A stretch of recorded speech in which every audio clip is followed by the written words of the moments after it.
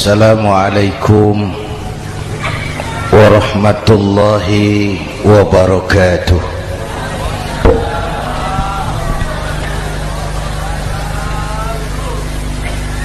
Alhamdulillahi wa kafa,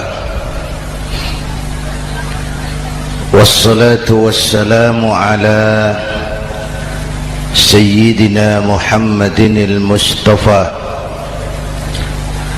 wa ala alihi wa ashabihi ahli sidqi wal wafa, amma ba'd.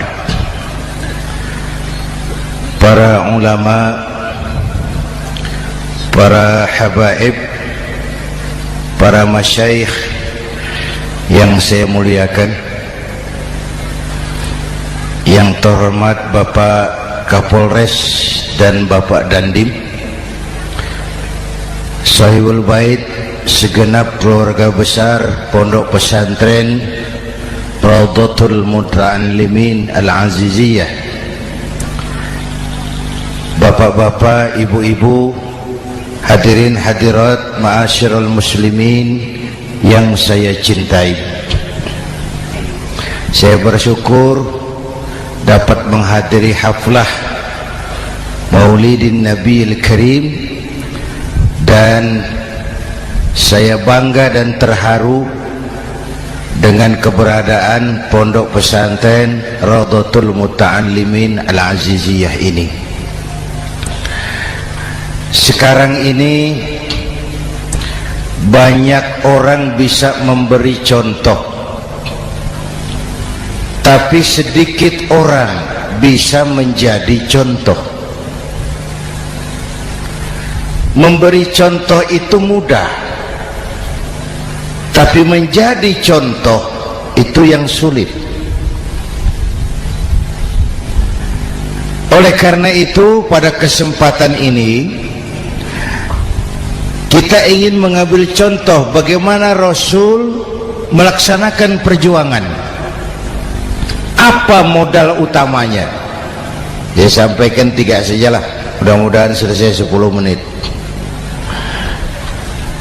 Yang pertama, modal utama perjuangan baginda Rasul adalah akhlakul karimah. Memperbaiki akhlak dengan akhlak. Oleh karena itu, surah Madu sudah selesai. Dari dan ke Madura jadi lebih mudah. Bahkan Madura akan jadi daerah industri. Tetapi yang kita ingin, Madura tetaplah Madura. Akhlak tidak boleh berubah. Zaman boleh berubah, akhlak tidak. Masa boleh berganti, tapi keyakinan tidak boleh mati. Nah, soalnya adalah kepada siapa kita harus berakhlak. Kita itu kan harus berakhlak kepada dua. Kita harus berakhlak pertama kepada Allah. Ini yang terpenting. 13 tahun Rasul berjuang di Mekah hanya memperbaiki akhlak kepada Allah, menanamkan tauhid, meluruskan akidah, membangun keyakinan. 13 tahun di Mekah itu, dengan perhitungan kalau fondasi kuat, bangunan aman. Kalau fondasi melenceng, bangunan bengkok. Kalau fondasi rapuh, bangunan runtuh. Bangunan bagaimana fondasinya, orang hidup bagaimana imannya. Kekuasaan dan jabatan baru ada manfaatnya kalau dipegang tangan orang beriman. Kalau tidak, yang muncul Fir'aun. Harta baru terasa manfaatnya kalau dipegang tangan orang beriman. Itulah sebabnya bangsa kita ini bukan cuma perlu orang pintar, kita perlu orang benar. Bahkan di masyarakat lebih baik benar tidak terlalu pintar ketimbang pintar tapi tidak benar.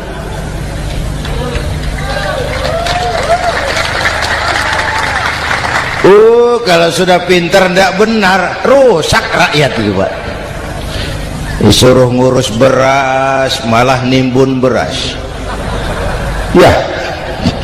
Disuruh ngurus laut jadi bajak laut.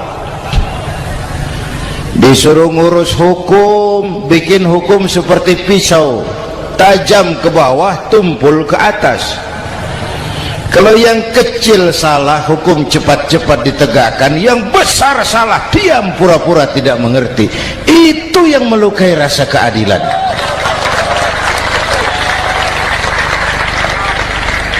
Mulai dari akhlak kepada Allah. Bagaimana cara berakhlak kepada Allah? Caranya dua. Pertama, jangan menyekutukannya dengan sesuatu pun. Yang kedua, jangan menyembah kecuali hanya kepadanya. Itu akhlak kepada Allah. Konsisten, disiplin. Saya bersaksi tiada Tuhan selain Allah, maka saya tidak akan menyembah kecuali hanya kepada Allah. Saya tidak akan takut kecuali hanya kepada Allah. Saya tidak akan minta tolong kecuali hanya kepada Allah. Saya tidak akan melarikan persoalan kecuali hanya kepada Allah.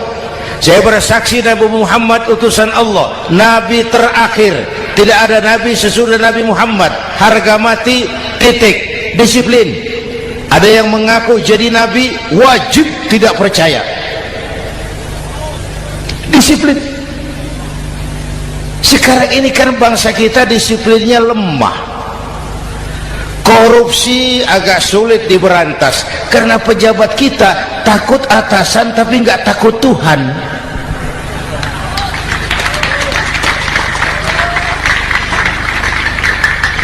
Itu sama dengan anak muda naik sepeda motor ngebut, lampu merah jalan terus, di stop sama polisi. Break. Iya pak. Minggir. Siap. SIM ada pak. SNK ada pak. Tahu kau lampunya merah? Tahu pak.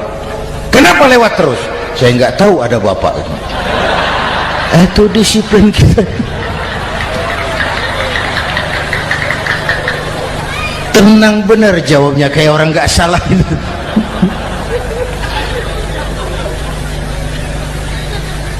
Iman. Apalagi belakangan ini saya sering bilang gini pak, ini humor tapi agak tasawuf. Orang yang paling tenang hidupnya itu tukang parkir. Coba lihat tukang parkir, walaupun mobil banyak, mereknya bagus-bagus, tidak pernah sombong. Ini tenang. Nanti mobil pergi satu demi satu, habis sama sekali, dia tidak sedih. Tenang. Mobil banyak tidak sombong, mobil habis tidak sedih. Apa rahasianya? Ternyata, nih tasawufnya di sini. Tukang parkir tidak merasa memiliki, tapi merasa dititipi. Baik. Siapa saja yang merasa memiliki, bersiaplah kehilangan, dan itu menyakitkan. Tapi kalau merasa dititipi, jabatan, harta, anak, istri, semua titipan, hiduplah seperti tukang parkir. Pertama, titipan tidak boleh bikin kita sombong. Dititipi kok sombong, tidak pantas ya. Pak Zainuddin titip mobil ya, silakan. Yang punya mobil pergi, saya petatang peteteng. Tidak pantas dititipi kok sombong. Ada orang dititipi jabatan oleh Allah sombong, dititipi sombong. Ada enggak pejabat sombong? Ada, namanya Fir'aun. Itu pejabat-pejabat sombong anak buah Fir'aun semua. Dititipi harta oleh Allah jadi orang kaya, sombong sama tetangga, tidak mau kenal orang lain, kecil semua, jalan tidak injak tanah. kuntilanak. Yang kedua penting, titipan harus dijaga baik-baik. Kalau tidak, yang nitip marah. Yang nitip marah. Pak, titip sepeda motor, silakan. Waktu diambil sepeda motor, kaca spion pecah, knalpot hilang, bemper hancur. Marah enggak yang nitip? Marah. Saya kan titip, kenapa enggak dijaga baik-baik? Dititipi harta oleh Allah jadi orang kaya supaya bangun pesantren, bela yatim, santuni yang lemah. Pelitnya 17 setan. Yang nitip marah. Dititipi jabatan oleh Allah isinya korupsi saja, yang nitip marah. Nah, saya mau kasih lihat sekarang. Allah titip Indonesia. Allah titip Indonesia. Hai rakyat, ini Indonesia, aku titip, kata Allah. Sebentar, ada meja mau naik. Silakan, Mas. Iklan. Ya, terima kasih. Jangan disangka kalau disediakan air teh pidatonya jadi lama. Dekorasi ini kok. Sampai mana tadi? Hai rakyat, ini Indonesia, aku titip, kata Allah. Ini negara besar dan kaya. Titipan ini ditebus dengan keringat, air mata, darah, dan nyawa. Ini bedanya. Malaysia memang merdeka, tapi diberi Inggris. Singapura merdeka, diberi Inggris. Indonesia merdeka, keringat, air mata, darah, dan nyawa. Ini negara aku titip, kata Allah. Ini negara besar dan kaya. Buminya subur. Di atas perut buminya segala tanaman hidup. Di bawah perut buminya ada gas, minyak, batu bara. Lautnya kaya, hutannya kaya. Kekayaan negeri ini harus digunakan bagi sebesar-besar kemakmuran rakyat. Itu amanat konstitusi. Disalahgunakan, dikorupsi, yang nitip marah. Yang nitip marah. Kalau dia marah, dia suruh makhluknya yang lain negur. Siapa? Merapi, Bromo, anak Krakatau. Itu Merapi demo, Pak. Kalau kita rakyat demo, anak buahnya Pak Danres turun. Tapi kalau Merapi demo, siapa yang mau ngatasi? Mbak Marijan. Selesai. Sekarang Mbah Marijan sudah kumpul sama Mbah Surip di alam barzah, dia sudah ketemu dia. Kata Mbah Surip, tenang Mbah Marijan, tak gendong, aman sudah. Aman sudah. Saya mau bilang Merapi itu makhluk, Krakatau itu makhluk, Bromo itu makhluk. Tidak mungkin makhluk bergerak dengan sendirinya, pastilah ada yang menggerakkan. Maka baik-baiklah sama yang bikin angin supaya bertiupnya sesuai keperluan. Baik-baik dengan yang bikin air supaya datangnya sesuai kebutuhan. Baik-baik sama yang bikin gunung supaya meletusnya pelan-pelan.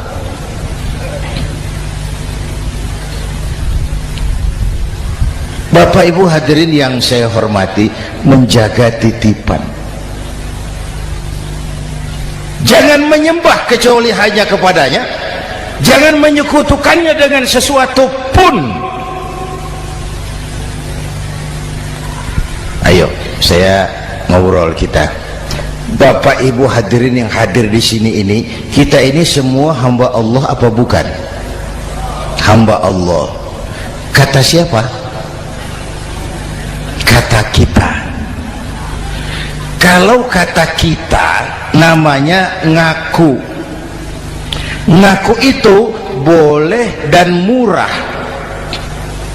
Apa diakui? Kita belum tahu. Ya, kan baru kata kita itu. Dan tidak otomatis kalau kita bilang saya ini hambamu ya Allah, lalu Allah jawab iya ya. Tidak, wong itu kan kata kita. Saya hamba Allah, kata saya. Berapa banyak orang perbuatannya, ucapannya berkata saya hamba Allah, perbuatannya menyatakan dia hamba setan, hamba nafsu, hamba dunia, budak jabatan. Tidak sesuai ucapan dengan perbuatan. Jadi hamba Allah tuh nggak mudah, digojlok, diuji. Coba lihat, yang jelas diakui sebagai hamba itu baru satu yang kita peringati ini, baginda Nabi.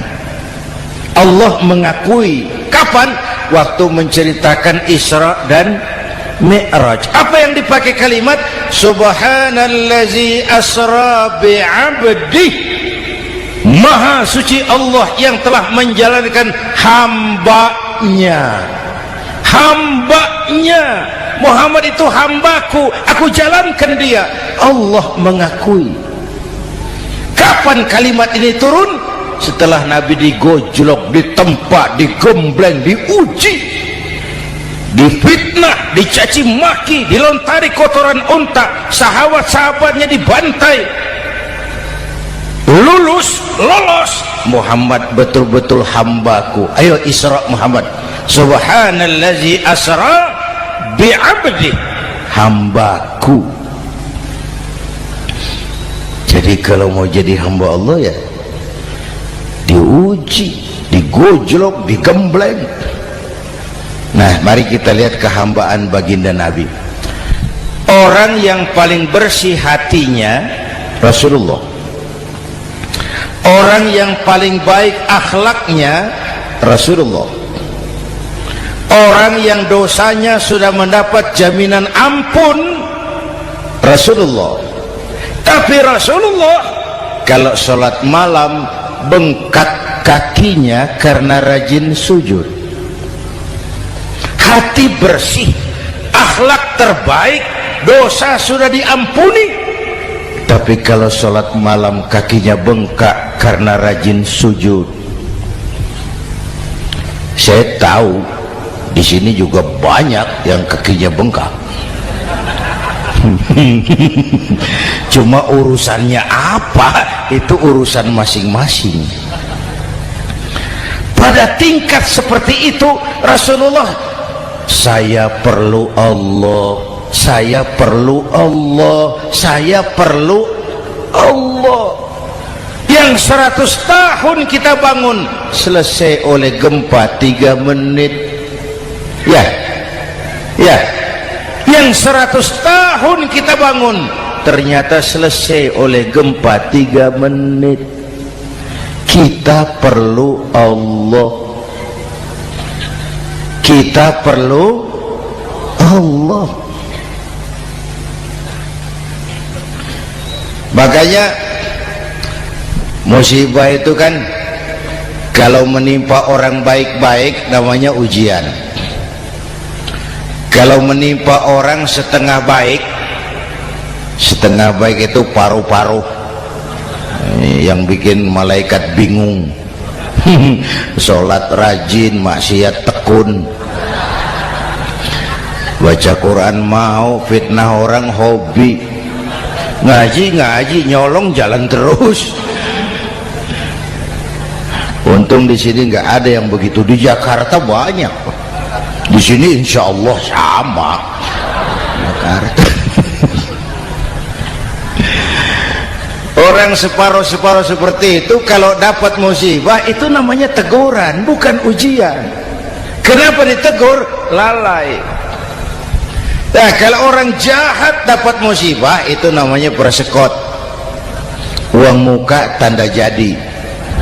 Kontannya nanti di akhirat. Kalau diuji bukan saja harus sabar tapi harus lulus. Kalau ditegur, introspeksi, perbaiki yang kurang, kurangi yang memang berlebihan. Bertali-tali, bersambung-sambung musibah ini, dan musibah kalau datang tidak pernah memilih, tidak pernah memilih. Bapak Ibu hadirin yang saya muliakan, jadi mari yang pertama jaga akhlak kita kepada Allah. Jangan menyekutukannya dengan sesuatu pun, jangan menyembah kecuali hanya kepadanya. Sekarang kan musim entertain, orang pandai membangun pencitraan, orang pinter bikin bungkusan. Sekarang ini kiai sama dukun tipis bedanya. Bener Pak, pemburu hantu pakai sorban, pakai gamis, nanti kiai pakai helm. Atribut sudah kacau sekarang ini, siapa pakai apa, siapa mau jadi apa, ndak jelas. Sementara masyarakat kita memang agak kutil, kurang teliti, cepat heran, gampang kagum. Pernah terjadi suatu saat tabrakan di jalan, keras sekali, korban jatuh berlumur darah, dikerubungi orang banyak. Datang wartawan mau ambil gambar dari dekat, sulit, banyak sekali orang ngerubung. Dia cari akal, tolong saya dikasih jalan ke dekat korban. Orang menoleh semua. Saudara siapa? Saya bapaknya korban, katanya. Dia mengaku bapaknya korban. Ya orang minggir semua, minggir, ada bapaknya korban. Orang minggir semua, dia maju ke depan korban. Sampai di depan korban pucat mukanya itu wartawan. Kenapa? Yang ketabrak anak monyet, Pak. Dia sudah ngaku bapaknya korban.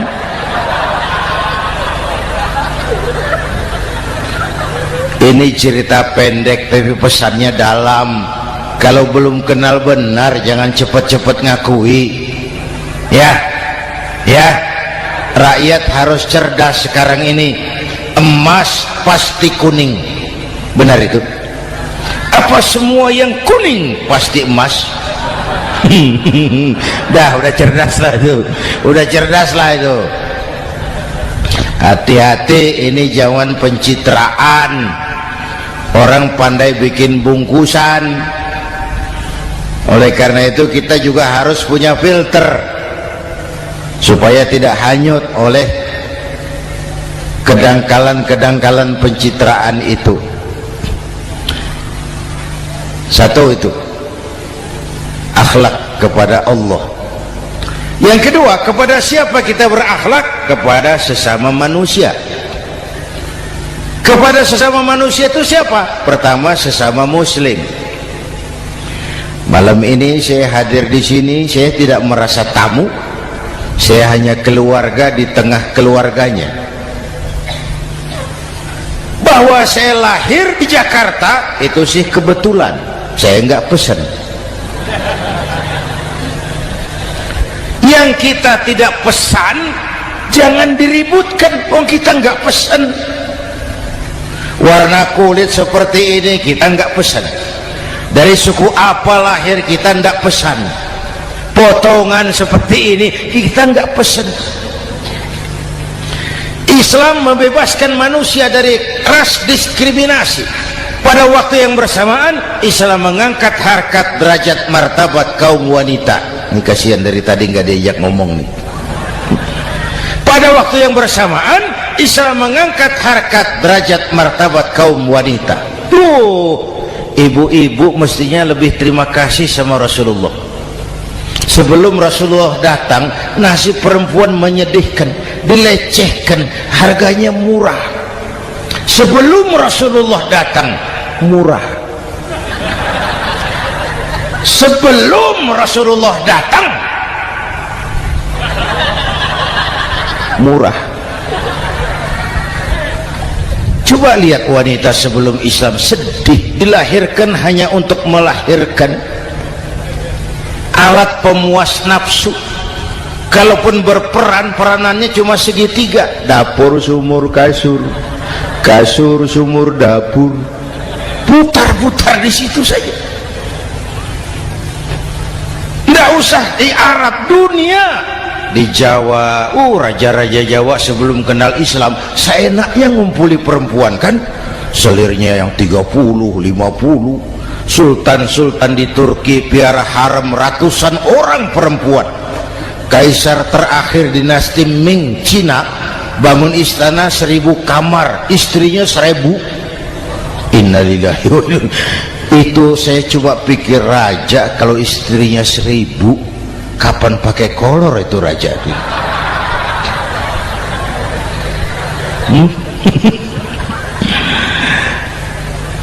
Rasulullah datang terenyuh, an-nisa imadul bilad, perempuan jangan diperlakukan begitu, perempuan tiang negara, kalau baik perempuan baik negara, kalau rusak perempuan hancur negara. Waktu ditanya, ya Rasul, siapa yang paling harus saya taati di dunia? Ibumu. Setelah itu siapa lagi? Ibumu. Setelah itu siapa lagi? Ibumu. Setelah itu siapa lagi? Bapakmu. Menghargai perempuan, ibumu, ibumu, ibumu, bapakmu.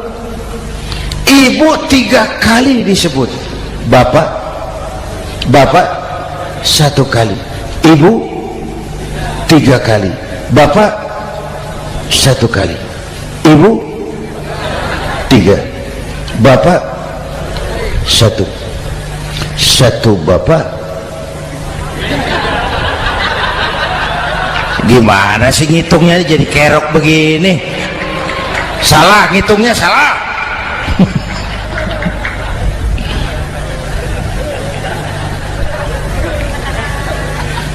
Lalu dicairkan kehidupan kemasyarakatan di masjid.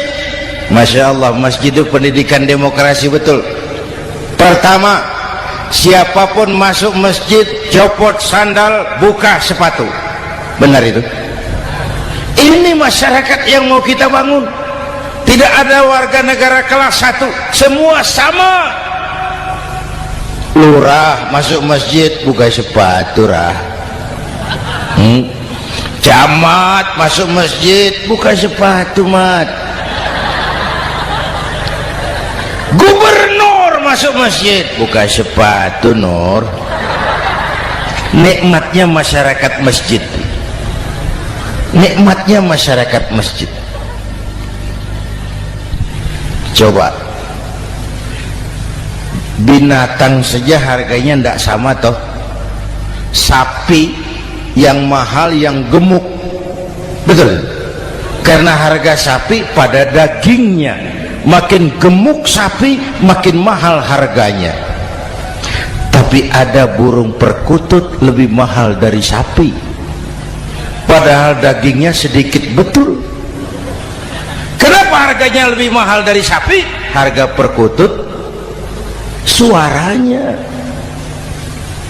Di mana harga manusia yang paling gemuk?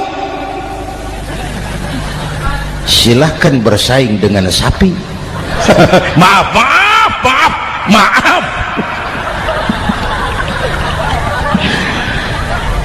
Inna akramakum indallah atqakum. Masyarakat masjid sudah copot sandal, buka sepatu, sudah masuk ke dalam sholat berjamaah. Kalau sudah ke dalam sholat berjamaah, tidak pernah kita usil dari mana orang datang, yang penting kemana dia menghadap. Itu masyarakat masjid.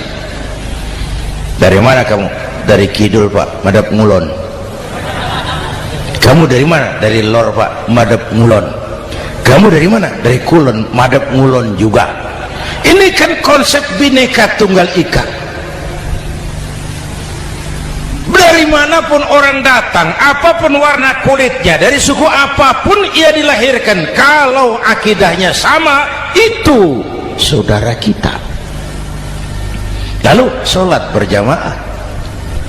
Apa itu? Hidup bermasyarakat, berbangsa dan bernegara. Harus ada imam, harus ada makmum. Kenapa? Ini saya harus agak hati-hati ya, pakai sarung angin ini. Apa tadi ngomong apa saya? Sholat berjamaah, bermasyarakat, berbangsa dan bernegara. Ada imam, ada makmum. Siapa makmum? Kita ini rakyat. Siapa imam? Para pemimpin negara. Apa bedanya? Imam harus dipilih, makmum nggak usah. Coba baca kitab fikih yang setebal apapun, nggak ada bab pemilihan makmum. Nggak usah, makmum nggak usah dipilih. Orang buta boleh jadi makmum, orang bisu boleh jadi makmum, tukang mabuk boleh jadi makmum, tapi tidak tiap orang boleh jadi imam. Imam harus dipilih. Siapa yang jadi imam? Pertama, a'lamuhum, orang yang paling alim di kampungmu angkat jadi imam. Yang paling alim, bukan yang paling tua. Yang paling alim, tahu urusan, punya konsep, punya visi dan misi, mengerti negara ini mesti dibawa kemana, jalan keluarnya apa, angkat jadi imam. Pak, ada dua orang Pak, alimnya sama, yang mana yang dipilih? Kalau ada dua orang alimnya sama, kata Nabi, afsahuhum, yang lebih fasih lidahnya.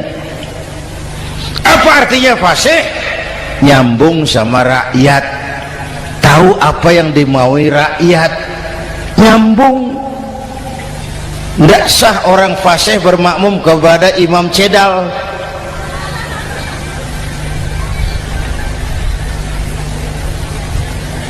Kenapa Bu? Nyambung. Capek kalau punya imam gak nyambung sama makmum. Makanya kalau sudah jadi imam, pesan Nabi apa? Idza amma ahadukumun nasa falyukhaffif. Kalau kamu jadi imam, ringankan sholat kamu, jangan terlalu panjang. Itu makmum tidak sama kekuatannya. Ada yang tua renta, diri saja sudah gemetar. Ada makmum yang punya darah tinggi, kalau sujud lama kepalanya sakit. Ada makmum yang sudah janji habis sholat mau terima uang. Jangan kalau sudah jadi imam di kota, sholat isya berjamaah, rakaat pertama selesai Fatihah, Yasin, bubar makmum itu. Jadi imam jangan terlalu lama, kayak Husni Mubarak tuh kelamaan jadi imam 30 tahun, rakyat capek.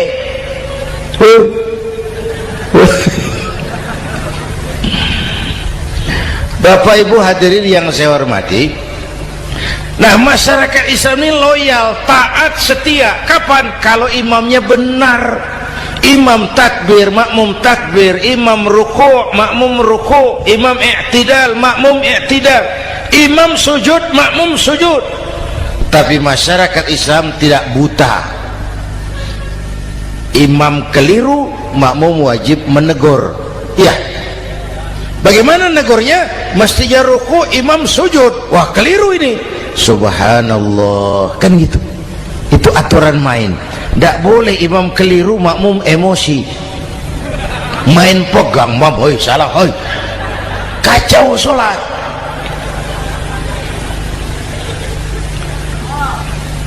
Imam buang angin, apa makmum lalu berkata, demi kesetiaan saya kepada imam, imam buang angin, saya lebih keras lagi. Goblok. Iyyaka na'budu wa iyyaka nasta'in. Sampai situ imam buang angin, minggir. Tidak usah ribut. Yang di belakang satu orang maju ke depan, lanjutkan pekerjaan imam. Yang penting imam tahu diri, buang angin, minggir. Ini negara rusak karena imam sudah buang angin. Tenang aja, kayak orang nggak salah gitu loh.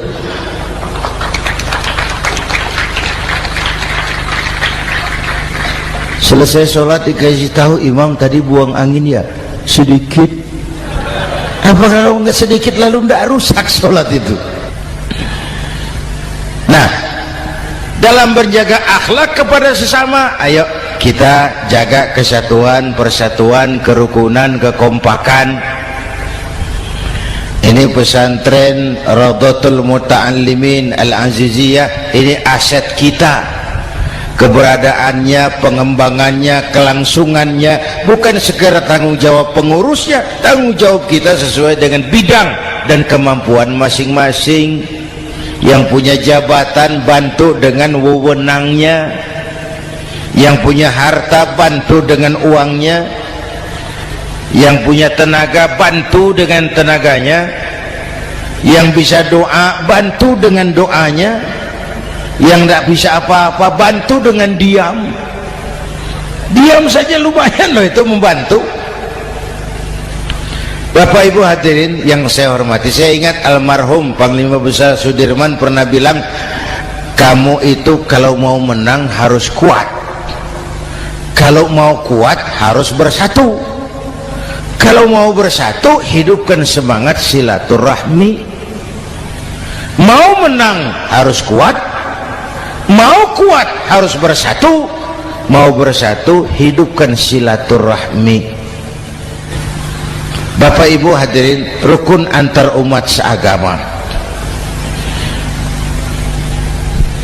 Beda pendapat boleh, marah jangan. Kalau di Jakarta kan sekarang lagi musim apa itu wahabi yang bid'ah, sedikit bid'ah itu. Saya sih bilang yang suka tahlil bagus, terusin. Yang nggak suka tahlil nggak apa-apa, tapi jangan mencaci maki yang suka tahlil. Orang yang mabuk masih banyak kok yang tahlil dicaci maki. Kita nih seperti orang kurang kerjaan. Waktu guru saya Hadratul Mukarram Kiai Haji Dr. Idham Khalid wafat, saya ajak orang baca Fatihah. Selesai, saya lagi duduk di belakang, seorang pengusaha nemui saya, Kiai, kenapa? Saya coba ingin kepastian. Apa? Orang yang sudah mati dibacakan Fatihah itu apa pahalanya sampai? Saya bilang gini, Mas, kamu kalau nggak percaya mati aja dulu. Saya bacain Fatihah, tunggu di sono. Kalau nggak nyampe balik lagi nggak apa-apa.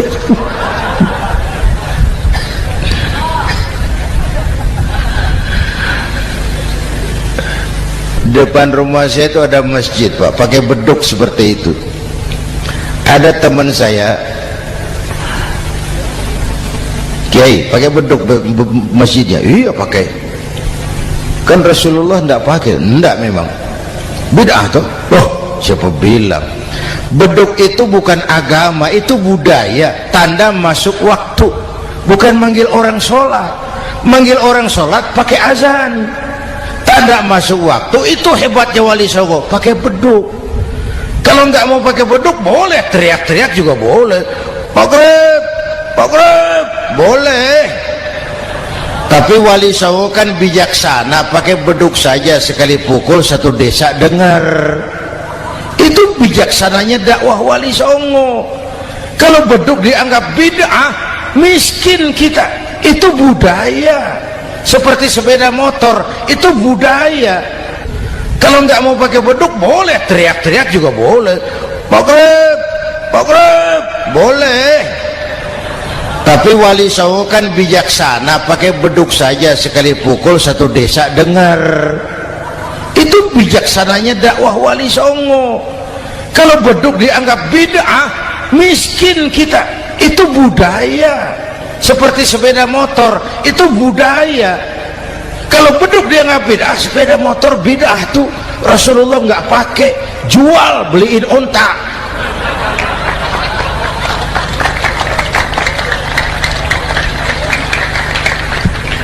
Ayo cari persamaan, jangan memperbesar perbedaan. Hormati pendapat orang kalau pendapat kita juga ingin dihormati. Kasus Ahmadiyah meledak lagi di Cikesik, Banten. Lalu pendekar-pendekar HAM menganggap itu tirani, mengganggu kebebasan beragama. Dia lupa bahwa Ahmadiyah masalahnya bukan kebebasan beragama, tapi penodaan terhadap agama. Kalau kebebasan beragama sih umat Islam welcome.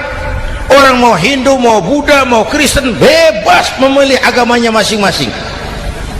Tapi ini kan Ahmadiyah lain, ngakunya Islam tapi ada nabi lagi sesudah Nabi Muhammad, namanya Mirza Ghulam Ahmad, asal dari India.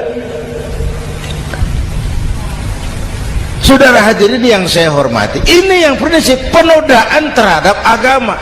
Kalau nggak ngaku Islam nggak masalah.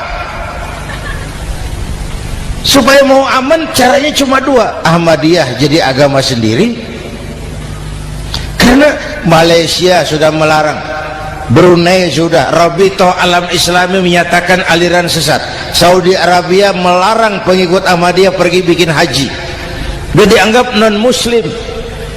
Cuma memang pemerintah kita nggak tegas. Kalau dari dulu dinyatakan dilarang, nggak akan ada lagi kasus-kasus seperti itu.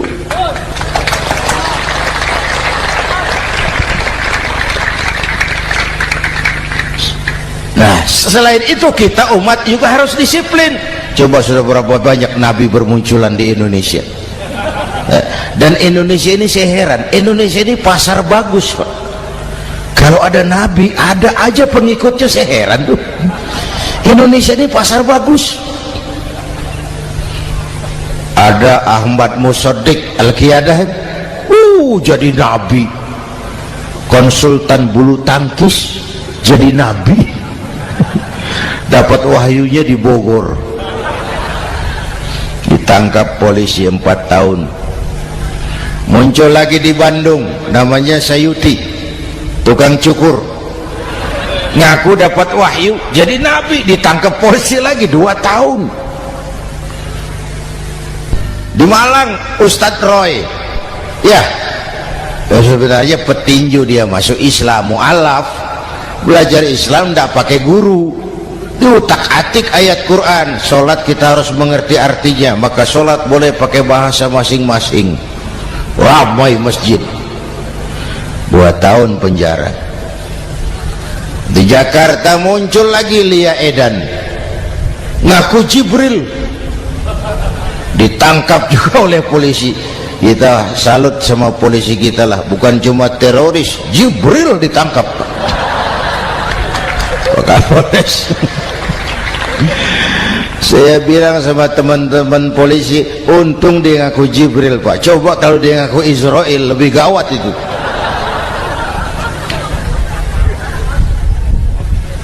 Yang parah, antara Cirebon Losari, dia perbatasan Jawa Tengah Jawa Barat, pernah muncul agama baru namanya agama Jasun, agama Jawa Sunda, agama Jasun Jawa Sunda. Yang jadi nabi Tugimin. La haula wala quwata. Saya bilang ini jangan jadi nabi, jadi kiai juga nggak angker ini. Al Mukarram Bapak Kiai Tugimin, nggak enak. Yang lebih nggak enak selawatannya loh itu. Kalau kita kan tadi nikmat tuh, ya Habibi ya Muhammad, nikmat rasanya itu.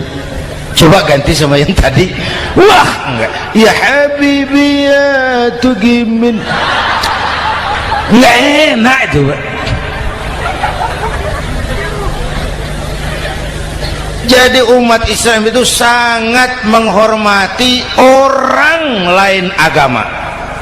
Soal agama orang lain, lakum dinukum, awas hati-hati kalimatnya. Kita menghormati orang lain agama. Soal agama orang lain, lakum dinukum.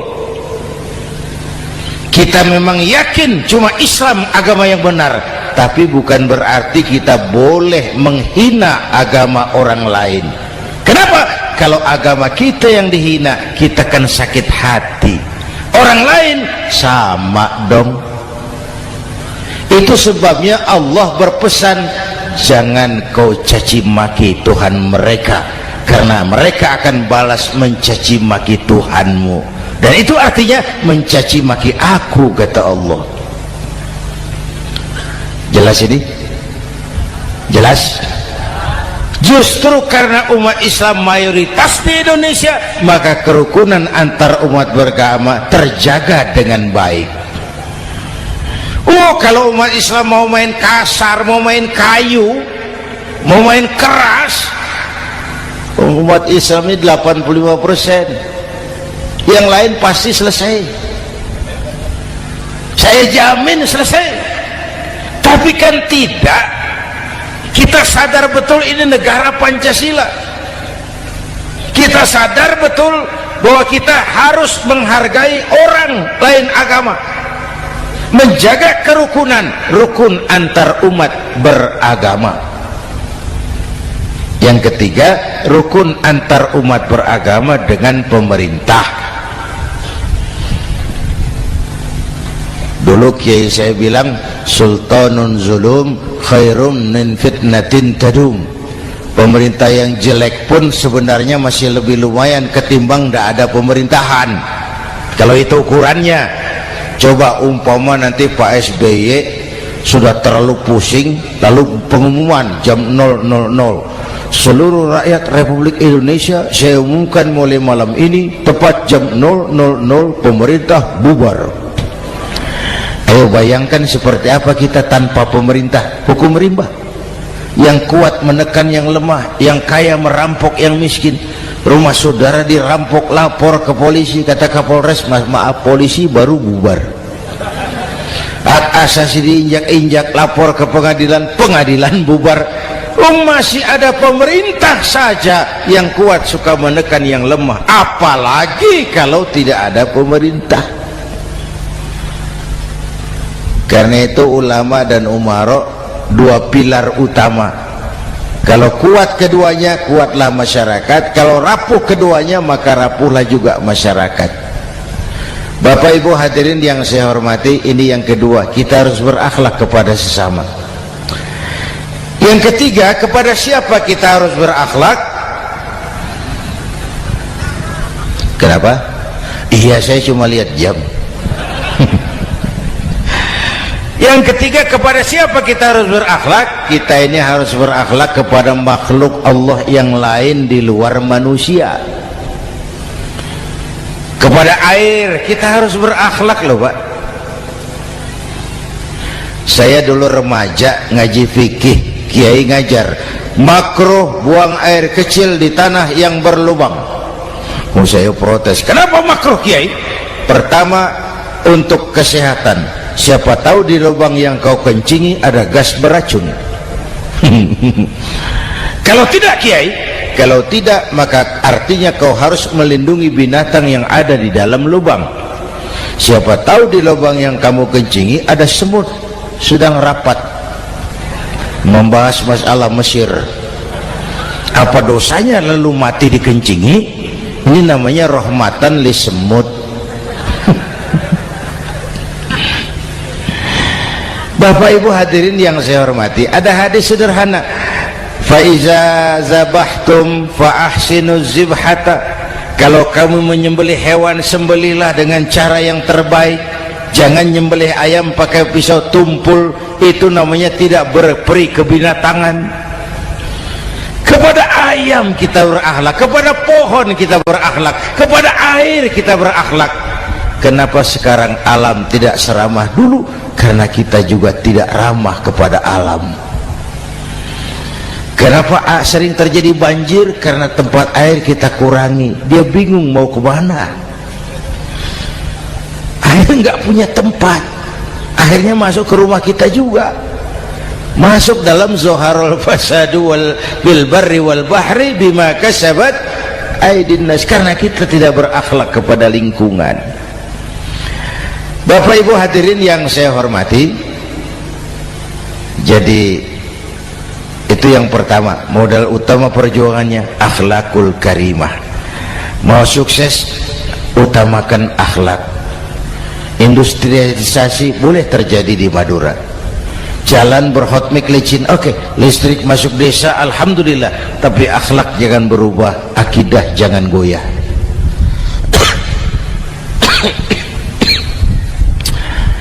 Teknologi tidak bahaya, yang bahaya orang yang menggunakannya. Wayang itu yang namanya cepot, itu bisa selawat badar kalau yang megang Anom Suroto. Cepot bisa selawat badar kalau yang megang Anom Suroto. wayang bagaimana dalangnya, teknologi bagaimana orang yang menggunakannya. Satu. Yang kedua, yang kita contoh dari baginda Rasul, beliau itu sejak kecil tidak dimanjakan, Pak. Lahir ke dunia tidak sempat melihat wajah bapak. Umur 6 tahun ditinggal ibu. Umur 9 tahun ngembala kambing, berniaga ke Syam. Syam itu Syria sekarang. Umur 9 tahun bisnis lintas negara dari Saudi ke Syria. Remaja tidak dimanjakan, kerja keras, peras keringat, banting tulang, tidak ada pekerjaan halal yang hina. Lahir pribadi yang tegar, mental yang tahan banting, manusia yang tidak cengeng karena sejak kecil ditempa oleh kesulitan. Jadi gini, orang itu kalau biasa susah, ketemu susah, tidak kaget, Pak. Mentalnya kuat. Saya santri biasa makan kangkung, datang ke rumah teman dikasih kangkung, loh makanan saya ini, dikasih daging ayam, nambah. Orang tuh kalau biasa susah enak. Saya santri biasa tidur di masjid, disuruh nginep di hotel, pules, Pak. Tapi yang biasa tidur di hotel suruh nginep di masjid, encok. Hidup ini perjuangan. Mau sukses harus berani susah. Jangan seperti dulu nih cerita santri. Ada santri beternak lebah, ambil madunya itu. Suatu hari dia mau periksa sarang lebah, naik ke pohon pakai tangga, pakai sarung biasanya santri. Dia lupa tidak pakai celana dalam, naik pohon periksa, entah bagaimana terpegang sarang lebah itu, berhamburan lebahnya keluar, salah satu masuk ke sarungnya, tergigitlah Al-Mukarramnya itu. Dia menjerit, aduh, jatuh berguling ke bawah. Sudah lama jatuh, dia buka sarungnya, dia lihat bengkak. Karena bengkak kan jadi besar, senang juga dia. Dia berdoa, ya Allah, hilangkan sakitnya, biarlah bengkaknya. Ini kan, ini doa orang nggak konsekuen. Bengkak dan sakit itu paket. Mau bengkak ya harus berani sakit. Masa sakitnya bengkaknya mau, sakitnya nggak mau. Itu satu itu. Yang kedua, kita ini sering kalau punya cita-cita sering seperti rapat tikus. Satu hari sekelompok tikus rapat paripurna tikus untuk mengantisipasi bahaya kucing. Bagaimana supaya kucing itu jangan lagi mengganggu kita. Akhirnya ada yang mengusulkan begini, bagaimana kalau di leher kucing kita gantungkan lonceng, supaya kalau dia datang dari jauh suaranya sudah kedengaran dan kita bisa lari menyelamatkan diri. Wah, cerdas dia. Setuju, setuju semua. Setuju, setuju, setuju. Bagus. Nah, oke. Waktu pembicaraan dilanjutkan, tikus mana yang mau menggantungkan lonceng ke leher kucing? Rapat bubar. Setuju, akur. Iya, iya. Waktu kerja selesai. Bapak Ibu hadirin yang saya hormati, terutama anak-anak saya, para santri, remaja, pemuda. Hidup ini persaingan. Bapakmu tamat SD, nak kau sarjana. Bapakmu cuma jadi RT, nak kau camat. Bapakmu tukang tambal ban, kau harus punya pabrik ban. Anak saya pertama dulu, saya titip mondok di Tebu Ireng. Tahun pertama pulang saya kontrol, sini kau, apa hasilmu setahun di pesantren? dia sodorkan saya sebuah piagam penghargaan juara lomba pidato di pondoknya. Saya heran, ini anak di rumah jarang ngomong, kok bisa jadi juara pidato? Saya tanya, kamu bisa pidato, apa yang dipidatoin? Dia bilang, kan kaset ayah dihafalin gitu. Ya saya ketawa juga, waktu itu dia masih anak-anak. Baiklah, tapi apa cita-citamu? Saya kepengen seperti ayah. Wah, kau ini salah. Kalau aku ayahmu di matamu menurutmu hebat, mestinya kau 10, 100, 1000 kali lebih hebat dari orang-orang yang kau anggap hebat. Karena tantanganmu akan lebih berat dari tantangan yang aku hadapi sekarang. Kalau kau sama dengan aku, kau ditinggalkan zaman karena kau tidak mampu menjawab tantangan zamanmu. Bapak Ibu hadirin yang saya hormati, persaingan tajam, tantangan makin berat. Oleh karena itu diperlukan semangat yang dicontohkan Nabi. Kerja keras, peras keringat, banting tulang. Tidak ada pekerjaan halal yang hina.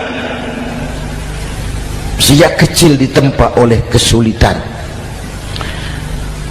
Asal jangan seperti saya tadi ngobrol sama teman-teman, sekarang ini di negara kita banyak politisi miskin negarawan. Pejabat-pejabat kadang-kadang kalau melihat rakyat tuh komentarnya nggak berpihak kepada rakyat. Saya ingat waktu Mentawai dihantam gempa, Nias hancur, infrastruktur hancur, rumah rakyat luluh lantak. Ketua DPR Pak Marzuki Ali bilang, bagaimana itu rakyat? Ya itu resikonya punya rumah di pinggir laut. Waduh, ini bukan komentar pemimpin, rakyat lagi susah kok dibilang kayak gitu. Saya prihatin dengan ucapan kayak gitu. Waktu cabai 100.000, di sini berapa sekarang? Sama ya.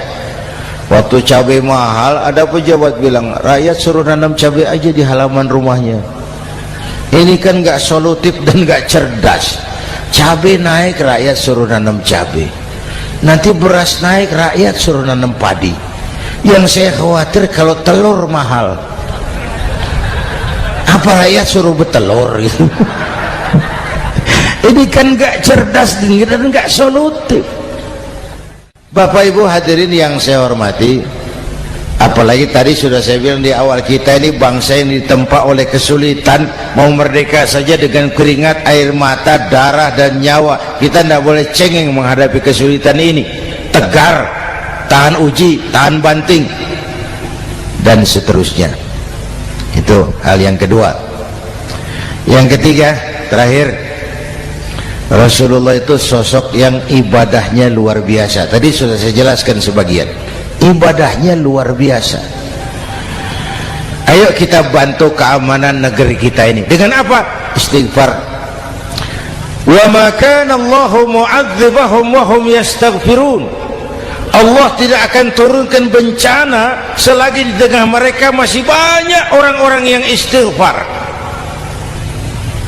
Rasulullah yang dosanya sudah diampuni sehari 100 kali istighfar. Ayo kita ngobrol ini. Pak, saya ini Zainuddin ini, kalau mengharap masuk surga dengan amal yang saya kerjakan sendiri, rasa-rasanya tipis harapan. Bener. Sholat saya berapa banyak saya tahu, sedekah saya berapa duit saya tahu, dosa saya berapa banyak saya tahu. Lalu saya baca sejarah, Nabi Adam dosanya 1, makan buah khuldi, dikeluarkan dari surga. Nabi Adam dosanya 1, dikeluarin. Kita dosanya banyak, kepengen masuk. Ini nggak nyambung ini. Nabi Adam dosanya 1, dikeluarin dari surga.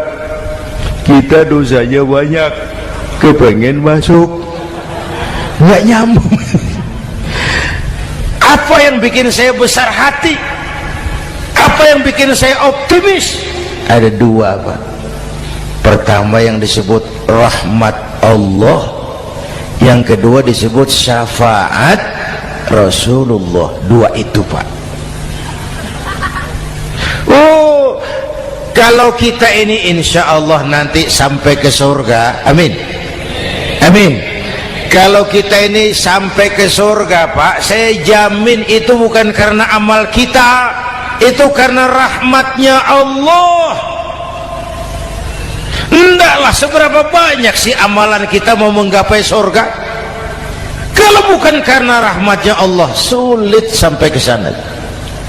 Manusia, dosamu besar, tapi lihat rahmatku lebih besar. Manusia, salahmu banyak, tapi ampunanku lebih banyak. Kau nangis di hadapanku, aku senyum melihatmu. Kau berjalan menujuku, aku berlari menyambutmu. Istighfarnya sehari 100. Lalu ada hadis qudsi, inni la ahammu bi'adzabi ibadi. Kadang-kadang aku pengen turunkan azab bencana kepada manusia, tapi ketika aku melihat 3 perkara, murkaku surut, bencana aku tarik kembali. Coba perhatikan hadis kursi ini. Allah mau marah hendak jadi, bencana ditarik, musibah diangkat. Kenapa? Ada yang meredam murka Allah. Allah enggak jadi marah. Siapa? Pertama, suyukhan rukka. Aku lihat orang-orang tua tengah malam sujud sambil berlinang air mata, nangis di hadapan Allah. Itu kita hutang jasa loh, Pak, sama orang-orang yang tengah malam sujud nangis di hadapan Allah. Lihat yang begitu Allah tidak jadi marah.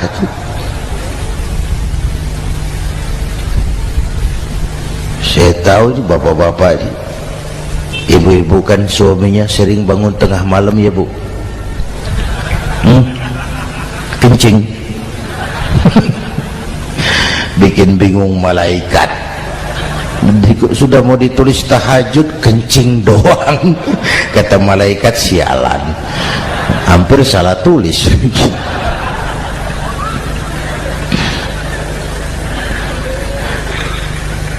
Aku lihat orang tua tengah malam sujud sambil berlinang air mata. Lalu aku lihat bayi-bayi tanpa dosa masih menyusu, sibyanan rudda. Bayi-bayi tanpa dosa masih menyusu, suci bersih, belum ternoda. Wa bahaiman rudda. Dan aku lihat binatang ternak melata mencari makan, kambing mudah cari rumput. Alam terjaga keasriannya. Bagaimana bencana nggak mau nambah? Kita mengamalkan hadisnya juga terbalik. Yang diminta itu orang tua tengah malam sujud, bayi tanpa dosa nyusu. Sekarang bayi tanpa dosa dibuang ke tempat sampah gara-gara orang tua tengah malam nyusu. Terbalik namanya. Yang diminta itu orang tua tengah malam sujud, bayi tanpa dosa nyusu. Ini bayi tanpa dosa dibuang ke tempat sampah gara-gara orang tua tengah malam.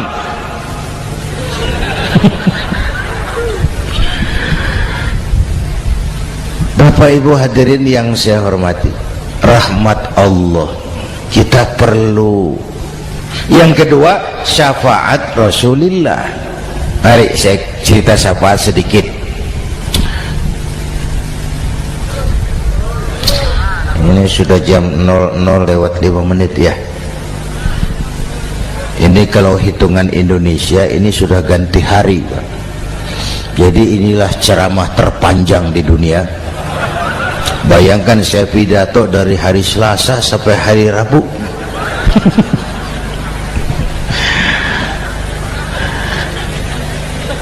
Syafaat agak saya singkat ceritanya. Nanti itu, Pak, setelah alam ini hancur sehancur-hancurnya, bumi gempa, gunung meletus, air laut tumpah ke darat, halilintar menyambar, planet-planet bertabrakan, semua yang hidup mati bareng tanpa persiapan, termasuk malaikat mati. Yang tinggal cuma Allah sendirian. Yang lain hancur semua, tinggal Allah sendirian. Allah patroli, berseru-seru, limanil mulkul yaum, ahai, siapa penguasa hari ini? Mana Fir'aun yang ngaku Tuhan? Nongol kalau memang Tuhan. Mana Abrahat, mana Namrus, mana itu Benito Mussolini, mana itu Adolf Hitler, mana itu Hosni Mubarak? Penguasa-penguasa yang ngaku berkuasa, nol kalau memang penguasa. Gak ada yang jawab, Pak, semua sudah rebah. Allah lalu berkata, la ilaha illa ana. Ternyata tidak ada Tuhan lain selain aku. Allah sombong waktu itu. Kalau Allah sombong itu pantas. Hadis kursi mengajarkan al-kibriya'u libasi, sombong itu pakaianku, kata Allah. Cuma aku yang pantas pakai. Kamu manusia nggak pantas pakai pakaianku, kebesaran. Pakaian Allah mau dipakai, sombong itu pakaian Allah, cuma Allah yang pantas pakai. Nanti itu yang pertama dihidupkan bukan kita, malaikat dihidupkan lebih dulu. Tiupan pertama, malaikat hidup semua, diatur panitia akhirat. Yang nyambut tamu siapa, yang pimpin marawis siapa, Malik siap, sediakan neraka. Aku mau bakar itu bajingan tengik yang waktu di dunia nggak mau sujud, jauh dari ulama, tinggal di masyarakat jadi biang kerok, sama yatim kejam. Sediakan neraka. Baik, Ridwan, iya, sediakan surga. Aku mau balas hamba-hambaku yang waktu di dunia rajin sujud, dekat dan cinta kepada ulama, santun kepada yatim, suka menolong orang yang memerlukan pertolongan. Baik, Jibril, Mikail, iya, ke surga. Untuk apa ya Rob? Ambil kendaraan bernama Buraq, turun ke alam, cari di mana kubur kekasihku Muhammad, bangunkan dari kuburnya, bawa ke surga. Turun Jibril dan Mikail, cari kubur Nabi. Wong alam sudah hancur-hancuran, jangan cari kuburan, cari bangkalan aja nggak ketemu. Bingung dua-dua. Jibril, sebelah mana kubur Nabi? Nggak tahu Mikail. Lalu dua-duanya sujud mohon pertolongan Allah. Dengan izin Allah terbuka kubur Nabi. Allahumma sholli alaihi wa ala alihi. Bangun dari tidur seperti orang bangun dari kubur, seperti orang bangun tidur. Nabi mengusap mata, menoleh ke kanan Jibril, menoleh ke kiri Mikail. Lalu tanya, ayu yaumin hadza ya Jibril? Ini hari apa Jibril? Ini hari apa? Hadza ma wa'ada ar-Rahman. Ini hari yang dijanjikan Allah Muhammad. Ini kiamat. Kiamat Jibril? Kiamat.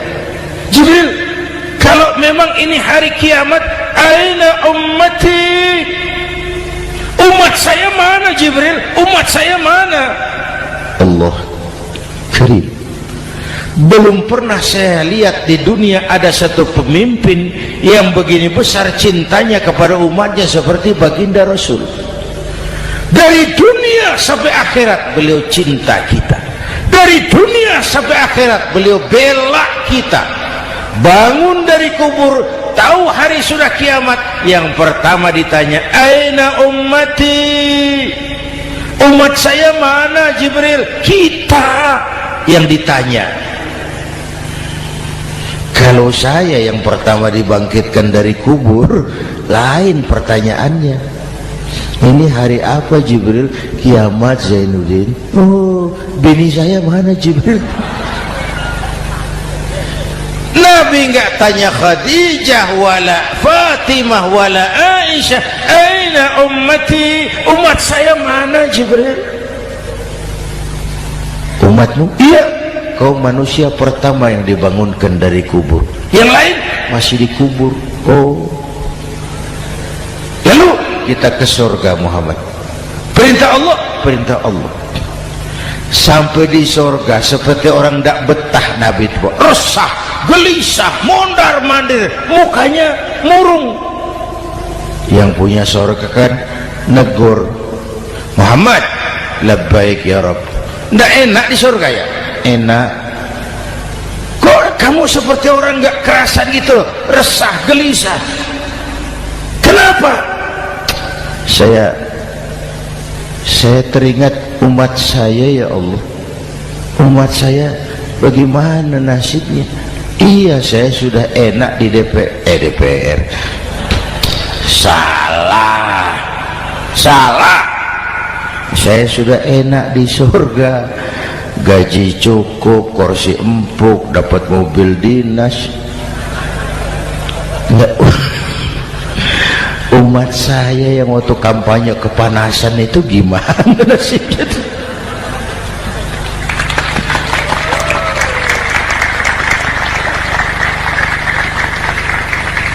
Makanya dulu di Senayan, di depan kantor DPR tuh banyak tukang kaca jualan di situ.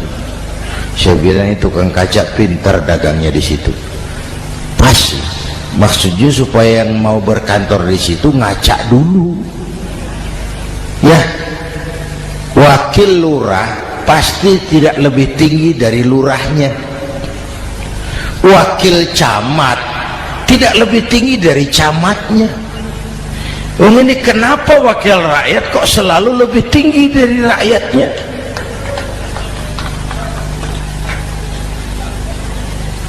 Kan yang memberikan mandat kita rakyat. Kemerdekaan bertujuan mengantarkan rakyat ke gerbang kesejahteraan, lalu rakyat mempercayai tugas itu kepada pemerintah dan wakilnya di DPR. Saya percayakan kamu mengantarkan rakyat ke gerbang kesejahteraan. Itu amanat Undang-Undang Dasar. Biasanya yang diantarkan sampainya lebih dulu, biasanya yang diantar sampai lebih dulu, yang mengantar nyusul, namanya ngantar belakangan. Ini lebih cepat wakil rakyatnya makmur daripada rakyatnya. Yang mau ngantar makmurnya lebih dulu dari yang mau diantar. Yang diantar kelelerahan di jalanan, yang mengantar udah sampai. Jadi bagaimana Muhammad? Saya minta izin mau keluar, tengok saya punya umat. Oke, saya potong ceritanya. Saat manusia dibangkitkan dari kuburnya masing-masing, Masya Allah, Masya Allah, saya nggak sanggup bayangkan jumlah manusia yang hidup di muka bumi sekarang kan 6 miliar. Cina berdua, India 2,5 miliar. Cina 1,5 miliar, India 1 miliar rakyatnya. Berdua sudah 2,5 miliar. Itu kalau kencing bareng banjir besar. Bayangkan manusia dari awal sampai akhir berapa puluh miliar kumpul di padang mahsyar. Subhanallah. Sibuk, panik, bingung mau disidang di hadapan Allah. Sebagian kumpul di pojokan berunding, kita mau disidangi. Terus ayolah kita cari bantuan. Kemana? Kanan buyung. Begini. Kita ini kan anak cucu Nabi Adam. Pantas dong kita minta tolong sama beliau. Yuk, setuju. Berangkat cari Nabi Adam. Ya Adam, anta abal bashar. Adam, tuan datuknya manusia. Kami cucu kamu, anak turunan kamu mau disidang. Tolong kami Adam, tolong. Kata Nabi Adam, Quraisy mas, rombongan Jawa udah aku naik mumet lagi sama Nabi Nuh saja. Nuh bilang tidak bisa, saya juga punya masalah, pernah minta obat ditenggelamkan. Ibrahim barangkali, semua Nabi hand up, angkat tangan. Dikala itu yauma la yanfa'u malun wala banun, di mana harta tidak ada lagi artinya, anak-anak tak jadi beban, tiap orang sibuk dengan urusannya sendiri-sendiri. Saat itu ada satu pemimpin, Allahumma salli alaihi wa ala alihi, diizinkan Allah. Dikala semua nabi yang lain angkat tangan hand up, beliau malah ummati ana laha, ta'ali ummati, ta'ali ummati, umatku sini, umatku sini. Beliau memanggil-manggil umatnya. Yang bagaimana yang dipanggil? Ada hadis, inna ummati ya'tuna yaumal qiyamah ghurran muhajjalin min atharil wudu. Umatku besok di akhirat datang menghadap Allah dengan muka bersinar-sinar karena sering wudu. Sering wudu kan sering sujud, masa cuma wudu tapi enggak sujud? Itu nanti ndak usah mengaku Rasul yang panggil, sini umatku, tapi kalau muka enggak pernah wudu, enggak pernah sujud, merangkak di depan Nabi, saya umatmu ya Rasul. Kata Nabi, umat saya enggak ada yang kumbal gini. Dikala itu beliau berkenan memberikan syafaat. Syafaat itu saudara-saudara, saya pakai sarung, sobek sedikit, syafaat itu nambeli, itu loh. Salat saya kurang sedikit, sedekah saya campur riak sedikit, puasa saya tidak ikhlas sedikit, ditutup dengan syafaat. Saya mau dagang, perlu modal 20 juta, saya punya uang 15 juta, yang 5 juta syafaat. Jadi harus ada modal. Kalau sholat tidak pernah, sedekah tidak pernah, lalu syafaatnya dari mana? Yang dapat tambelan itu yang punya sarung bolong, punya sarung sobek, ditambal dengan syafaat. Lah kalau tidak ada sarung, apa yang mau ditambal? Ya, nah, mudah-mudahan kita semua mendapat rahmat Allah dan mendapat syafaatnya Rasulullah Sallallahu Alaihi Wasallam. Bapak Ibu hadirin, sudah 7:30 lewat 4 jam. Saya pun kangen, tapi hari sudah larut. Insya Allah lain kesempatan kita jumpa lagi. Terima kasih kepada Al-Mukarramun, para ulama, para habaib, pengasuh pesantren Raudhatul Muta'allimin Al-Aziziyah, dan semua yang hadir. Mudah-mudahan yang saya sampaikan ada manfaatnya. Usikum wa iyaya bitaqwallah. Aqulu qawli hadza fa astaghfirullahal azim li wa lakum. Wassalamu alaikum warahmatullahi wabarakatuh.